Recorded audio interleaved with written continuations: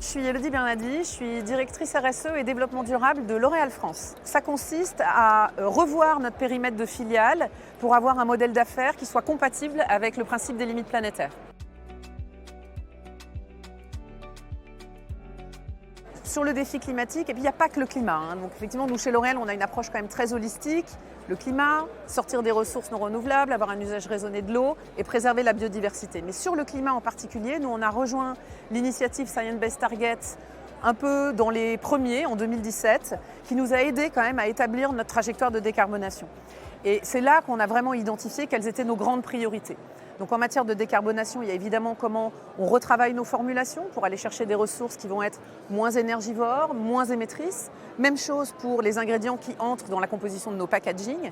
Et puis dans un périmètre de filiale, qui est vraiment mon terrain de jeu à moi, ça va être aussi comment on travaille à la décarbonation de nos médias, la décarbonation aussi de tous nos outils, merchandising, POS, tout ce qu'on met sur le point de vente pour mettre en avant nos marques.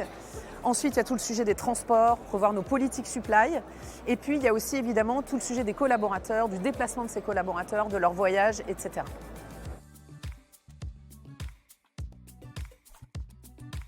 Alors, Open Climat, pour nous, c'est un outil qui est hyper intéressant dans la relation qu'on a avec nos distributeurs. Parce qu'effectivement, dans les leviers que j'ai identifiés avec vous, vous voyez bien qu'il y en a beaucoup qui sont directement corrélés à nos politiques commerciales. On a parlé des transports, on a parlé de notre activité promotionnelle et merchandising. On a aussi évidemment toute l'éco-conception de notre portefeuille qu'il faut qu'on pousse en fait chez nos clients. Et puis on se rend compte que justement, ce fameux scope 3 de nos clients, effectivement, il touche directement en fait notre portefeuille de produits et les choix qu'on va faire pour pousser l'éco-conception.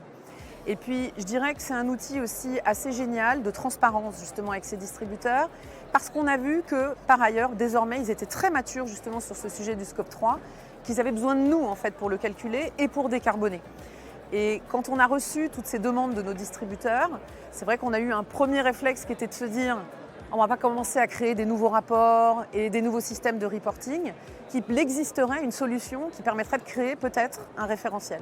Et Open Climat, pour nous, est un super bon candidat pour créer ce référentiel et pour que voilà, on ait un langage commun entre nous et nos retailers, et puis entre nous et nos amis aussi du reste de l'industrie, pour qu'aussi peut-être on puisse échanger des bonnes pratiques, s'inspirer les uns les autres, parce que évidemment la transfo durable c'est un sujet qui est éminemment commun, qu'on partage au sein même d'industries qui agissent sur des marchés différents.